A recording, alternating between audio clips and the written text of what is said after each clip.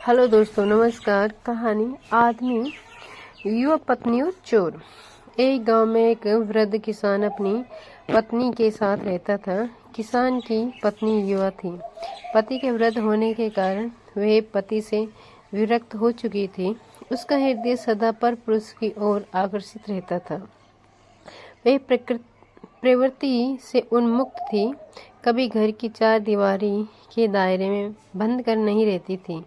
सैर सपाटे में उसका मन बहुत रमता था, जहाँ उसका पर पुरुष से मेल मिलाप होता रहता था। उनसे हंसी ठिठोली कर वह अपना हृदय प्रसन्न किया करती थी। एक दिन वह कहीं जा रही थी कि एक चोर की दृष्टि उस पर पड़ गई। चोर उसकी प्रवृत्ति से अनभिज्ञ नहीं था। वह उसका पीछा करने लगा और एकांत स्थान पाकर उसे रोककर बोला, सुनो, तुम्हें देखते ही मैं तुम पर आसक्त हो गया हूँ। मेरी पत्नी की मृत्यु हो चुकी है। मैं चाहता हूँ कि तुम मेरे साथ चलो।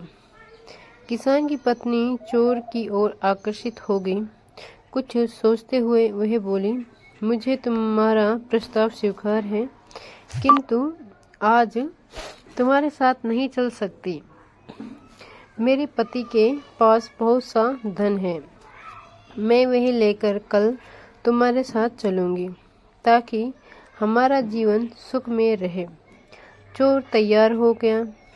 प्राप्त उसी स्थान पर मिलने का तय कर दोनों अपने अपने घर लौट गए। रात में जब किसान सो गया तो उसकी पत्नी ने सारा धन समेटकर एक गठरी में बांध लिया। भोर होने पर वे नियत स्थान पर गठरी समेत पहुंच गई। चोर वहां पहले ही पहुंच चुका था। दोनों साथ में दूसरे गांव के लिए प्रस्थान कर गए। मार्ग में एक गहरी नदी पड़ी। दोनों नदी किनारे खड़े होकर नदी पार करने के बारे में विचार करने लगे। चोर सोचने लगा कि इस स्त्री को साथ ले जाना विपत्ति को आमंत्रण देना है। कोई न कोई इसे ढूंढता हुआ अवश्य ही मुझ तक पहुंच ही जाएगा, मेरे लिए संकट उत्पन्न कर देगा।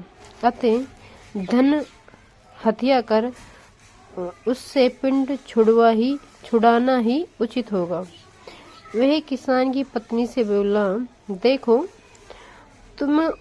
तुम्हें और इस गठरी को लेकर एक साथ इस गहरी नदी को पार कर पाना कठिन है। मैं पहले गठरी ले जाता हूँ, फिर तुम्हें ले जाऊंगा। किसान की पत्नी मान गई और गठरी चोर को दे दी। चोर ने ये कहकर उसके कपड़े और गहने भी ले लिए कि उसके साथ नदी पर पार करने में कठिनाई होगी। फिर वह गठरी, कपड़े और गहने लेकर नदी पार चला गया और लौटकर नहीं आया। किसान की पत्नी प्रतीक्षा करती रह गई। उसकी करनी ने उसे पूरे गांव में लज्जित कर दिया। इस कहानी से हमें ये सीख मिलती है कि हमें अपने कर्मों का फल अवश्य मिलता है। स्वार्थ में अंधे होकर अनुचित कर्म करने पर उसका अनुचित फल मिलेगा। अगर दोस्तों कहानी पसंद आई हो तो लाइक शेयर सब्सक्राइब जरूर करें।